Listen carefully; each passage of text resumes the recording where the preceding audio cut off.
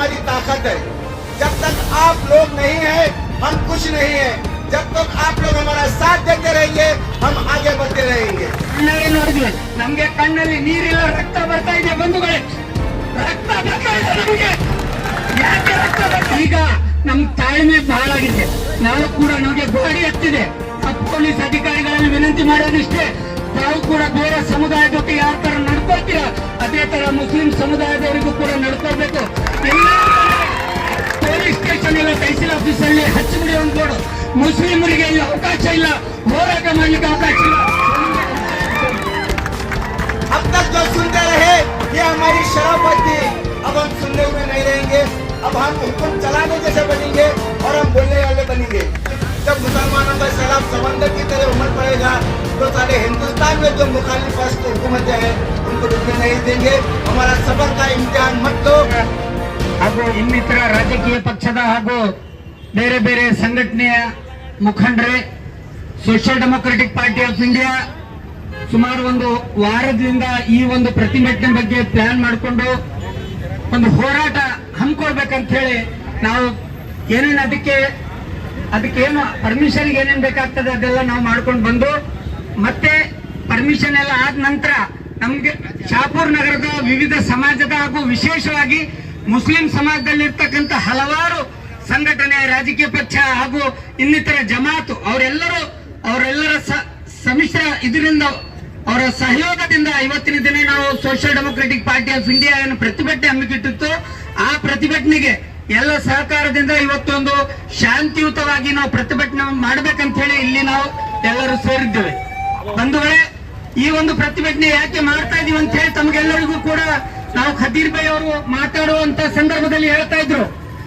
ಈ ಒಂದು ವಕ್ಫ್ ಏನಿದೆ, ವಕ್ಫ್ ಕಾಯ್ದೆ 2024 ಅದ್ರ ಬಗ್ಗೆ ತಮಗೆಲ್ಲರಿಗೂ ಗೊತ್ತಿದೆ. ವಕ್ಫ್ ಅಂತಂದ್ರೆ ಏನು? ಬಹಳಷ್ಟು ಜನರಿಗೆ ವಕ್ಫ್ ಅಂದ್ರೇನೆ ಗೊತ್ತಿಲ್ಲ. ವಕ್ಫ್ ಅಂತಂದ್ರೆ ಅದು 1923ರಲ್ಲಿ, ಇದು ನಮ್ಮ ಸ್ವತಂತ್ರಕ್ಕಿಂತ ಮುಂಚೆನೆ ಅದ್ರ ಬಗ್ಗೆ ಒಂದು ಕಾಯ್ದೆ, ಬ್ರಿಟಿಷರ ಆಡಳಿತದಲ್ಲಿ ಒಂದು ಕಾಯ್ದೆ ಬಂತು. ಆ ಸಂದರ್ಭದಲ್ಲಿ ಮುಸ್ಲಿಂ ಸಮಾಜದ ಯಾರಾದ್ರೂ ತಮ್ಮ ಆಸ್ತಿಯನ್ನು ಆ ಸಮಾಜಕ್ಕೋಸ್ಕರ ಒತ್ತಿ ಇಟ್ಟು ಆ ಸಮಾಜಕ್ಕೆ ಏಳಿಗೆಗಾಗಿ ಕೆಲಸ ಮಾಡ್ಲಿಕ್ಕೆ ಇಟ್ಟಿರ್ತಕ್ಕಂತ ಒಂದು ಇದು ಇರುತ್ತೆ, ಅದು ವಕ್ಫ್ ಮಂಡಳಿ. ಅದಕ್ಕೆ ಒಂದು ಕಾಯ್ದೆ ಮಾಡಿ ಅಲ್ಲಿಂದ ಬ್ರಿಟಿಷರ ಒಂದು ಕಾಯ್ದೆ ಮಾಡಿ ಕೊಡ್ತಾರೆ. ತದನಂತರ 1954-55ರಲ್ಲಿ ಕೆಲವೊಂದರಲ್ಲಿ ಬದಲಾವಣೆ ಮಾಡಿಕೊಂಡು ಸ್ವತಂತ್ರದ ನಂತರ ಅದನ್ನು ಇಂಪ್ಲಿಮೆಂಟ್ ಮಾಡ್ಕೊಂಡು ಬರ್ತಾ ಇರುತ್ತೆ. ಆದ ನಂತರ ಮತ್ತೆ 70 ನಂತರ ಕೂಡ ಒಂದ್ಸಲ ಅಮೆಂಡ್ಮೆಂಟ್ ಆಗುತ್ತೆ. ಅದರಲ್ಲಿ ಕೂಡ ಆದ್ರೂ ಕೂಡ ಇದು ಏನಿದೆ ವಕ್ಫ್ ಅಂತಂದ್ರೆ ಆ ಸಮಾಜಕ್ಕೆ ಏಳಿಗೆಗೋಸ್ಕರ ಅಲ್ಲಿರ್ತಕ್ಕಂಥ ಏನದು ಇದು ಇದೆ ಆಸ್ತಿ, ಆ ಆಸ್ತಿಯ ಏನು ಬರ್ತದೆ ಬೆನಿಫಿಟ್, ಆ ಬೆನಿಫಿಟ್ ಆ ಸಮುದಾಯಕ್ಕೋಸ್ಕರ ಅದು ಬೆನಿಫಿಷರಿ ಮಾಡಿ ಕೊಡಬೇಕಂತೇಳಿ ಆ ಇಟ್ಟಿರ್ತಕ್ಕಂಥ ಆಸ್ತಿ. ಆದ್ರೆ ದುರದೃಷ್ಟವಶಾತ್ ಬಿಜೆಪಿ ಅಧಿಕಾರ ಬಂದಾಗ್ಲಿಂದ ಇವರಿಗೆ ರಾಜಕೀಯ ಮಾಡ್ಲಿಕ್ಕೆ ಬರ್ತಾ ಇಲ್ಲ. ಮೋದಿ ಅಮಿತ್ ಶಾಗೆ ನಾನು ಅಂಧಭಕ್ತರಿಗೆ ಹೇಳಲು ಬಯಸ್ತೇನೆ ಬಂಧುಗಳೇ, ಏನಿದೆ ಅಂತಂದ್ರೆ ಏನು ಹೇಳಿದ್ರು ಹಗಲಿದ್ರು ರಾತ್ರಿ ಅಂದ್ರೂ ಎಲ್ಲ ಭಕ್ತರು ಕುಣಿದಾಡ್ತಾ ಇರ್ತಾರೆ. ನನಗೆ ನಾಚಿಕೆ ಆಗ್ತಾ ಇದೆ. ನಾವು ಯಾವ ಯುಗದಲ್ಲಿ, ನಾವು 21ನೇ ಶತಮಾನದಲ್ಲಿ ನಾವು ಬದುಕ್ತಾ ಇದೀವಿ. ಇಂಥ ಕಾಲದಲ್ಲಿ ಜಗತ್ತೆಲ್ಲ ಎಲ್ಲಿ ಅದು ಚಂದ್ರಲೋಕಕ್ಕೆ ಹೋಗ್ತಾ ಇದೆ, ಗಗನಯಾನ ಮಾಡ್ತಾ ಇದ್ದಾರೆ. ಅಂತ ಸಂದರ್ಭದಲ್ಲಿ ಇಲ್ಲಿ ಹೆಂಡಿ ಸಗಣಿ ತಿಂದು ಅಂತ ಹೇಳ್ಬೇಕಂತಂದ್ರೆ ನಮ್ಗೆ ನಾಚಿಕೆ ಆಗ್ತಾ ಇದೆ.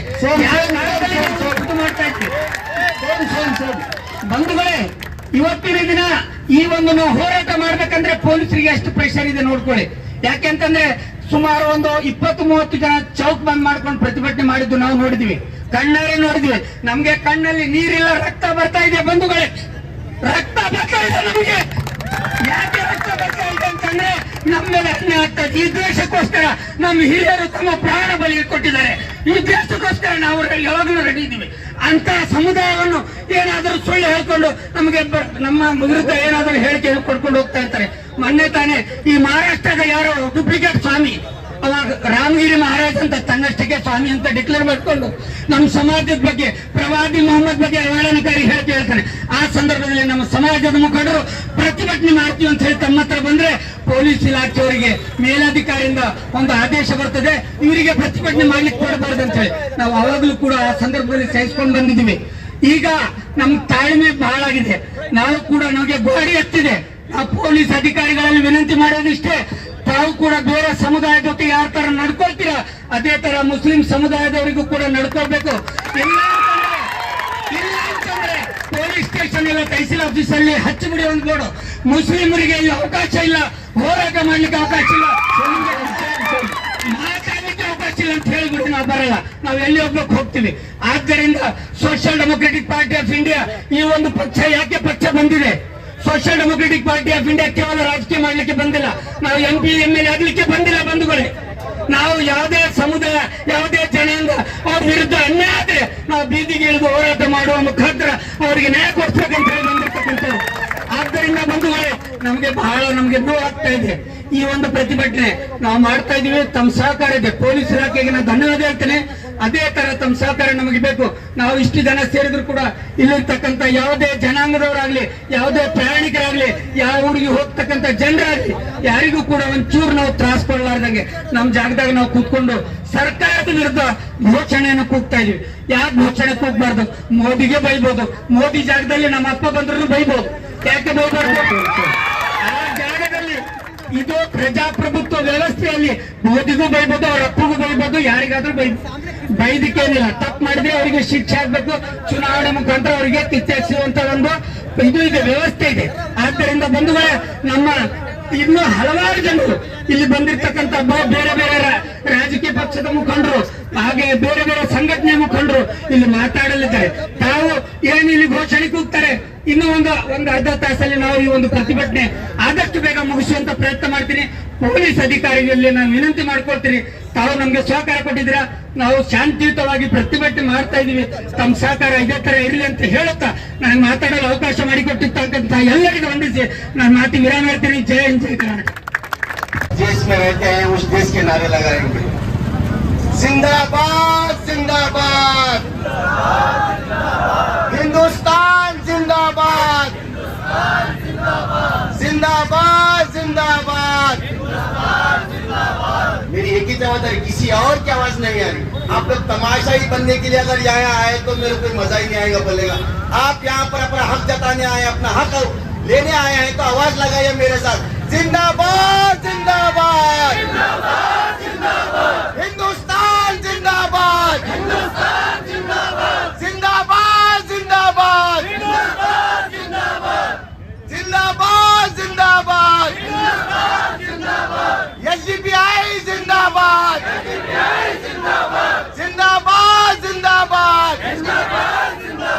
शाहपुर एकता जिंदाबाद। भाइयों, आज हमारा यहाँ जमा होना सारे शहर को मालूम है कि आज 13 तारीख जुमा का दिन, बाद नमाज जुमा हम सबको दावत दिए थे कि वक्त अमेंडमेंट बिल के रिजेक्ट के लिए हमको एक एहतजाज करना है। आप तमाम आजाद यहाँ पर जमा होकर आप एहतजाज में शिरकत करें और इंशाअल्लाह हमारे बुलाने पर लब्बाइक बोलकर आप लोग जो जमा हुए हैं, आप तमाम का मैं शुक्रिया अदा करता हूँ, क्योंकि आप आना हमारी ताकत है। जब तक आप लोग नहीं हैं हम कुछ नहीं है। जब तक आप लोग हमारा साथ देते रहेंगे हम आगे बढ़ते रहेंगे। आप लोगों का आना ही हमारी ताकत है। आप वक्त अमेंडमेंट बिल के लिए कई लोग यहाँ पर अलग अलग तरीके से समझाए, मैं भी आपके सामने दो बात करते हुए गुजर जाऊंगा। वक्त जिसको बोलते हैं वो अल्लाह की जायदादों का एक बड़ा जखीरा है, जो लोग अपने जाती सरमाए से प्रॉपर्टी खरीद कर वक्फ करते हैं ताकि हमारे मिल्लत को इसका फायदा पहुंचे। जैसे कि हमारे मसाजिद हैं, दरगाहें हैं, खानगाहें हैं, मदरसे हैं, ये सारे चीजों को चलाने के लिए एक निजाम चाहिए, वो है वक्फ। वक्त में सारे मुसलमानों की क्या बोलते हैं, हमारे स्कॉलरशिप मिलते हैं, गरीबों की स्कॉलरशिप मिलते हैं, बेवाओं को स्कॉलरशिप मिलते हैं, ये कोई और इदारे से नहीं मिलते, वक्त से मिलते हैं। अगर ये वक्त की अमेंडमेंट इम्प्लीमेंट हो जाएगा तो ये सारी चीजों से महरूम हो जाएंगे। हम लोग इसको किसी भी हालत से, किसी भी हाल में इसको इम्प्लीमेंट होने नहीं देंगे। जब तक हम सब मिलकर साथ रहेंगे, जैसे कि NRC भी हमारे ऊपर एक बार कानून लाने के लिए कोशिश करे, हम सारे लोग गली गली में, शहर शहर में बड़ी तादाद में एहतजाज करते रहे और हम उसको रोकने में कामयाब हुए। ये अलग बात है कि वो लोग जबरदस्ती कर रहे हैं कि हर दिन आए दिन मुसलमानों के साथ कोई ना कोई बदसलूकी होती आ रही है। जबरदस्ती होते आ रही है। हम खामोश सुनते रहे, अब सुनने का मौका खत्म हो चुका है, अब बोलने का मौका है और हम दबा के बोलते रहेंगे। अब तक जो सुनते रहे ये हमारी शराफत थी, अब हम सुनने हुए नहीं रहेंगे, अब हम हुक्म चलाने जैसे बनेंगे और हम बोलने वाले बनेंगे और हम कभी भी ये वक्त एम्बेडमेंट को होने नहीं देंगे। आप तमाम लोगों से गुजारिश है, जब भी हम आपको आवाज देंगे लब्बैक कहकर हमारे साथ खड़े रहिए और हम इसकी आवाज बुलंद करके दिल्ली तक पहुंचाने की कोशिश करेंगे। जब तक हमारी आवाज दिल्ली तक नहीं पहुंचेगी तब तक हम लड़ते रहेंगे। मोदी साहब से गुजारिश है कि जब भी आप मुसलमानों के साथ नाइंसाफी करते रहेंगे, मुसलमान का एक सैलाब उमड़ पड़ेगा, वो सैलाब में कौन कौन बहेगा नजर नहीं आएगा। पानी जब निकलता है तो अमीर गरीब लीडर या कार्यकर्ता नहीं देखता, सबको लेके निकल जाता है। जब सैलाब आएगा तो हर एक का घर सैलाब में डूब सकता है। वैसा आपके साथ भी होने वाला है। जब मुसलमानों का सैलाब समंदर की तरह उमड़ पड़ेगा तो सारे हिंदुस्तान में जो मुखालिफ हुकूमतें हैं उनको रुकने नहीं देंगे। हमारा सबर का इम्तिहान मत लो, हम बहुत सबर कर चुके हैं। इंशाअल्लाह इस बार हम सबर नहीं करेंगे, इस बार हम सबर नहीं करेंगे। इस बार हम अपना हक मांग के रहेंगे और छीन के लेंगे। अगर नहीं दिया गया तो हम छीनने के लिए भी तैयार है। इंशाअल्लाह आप तमाम लोगों का शुक्रिया। खुदा हाफिज।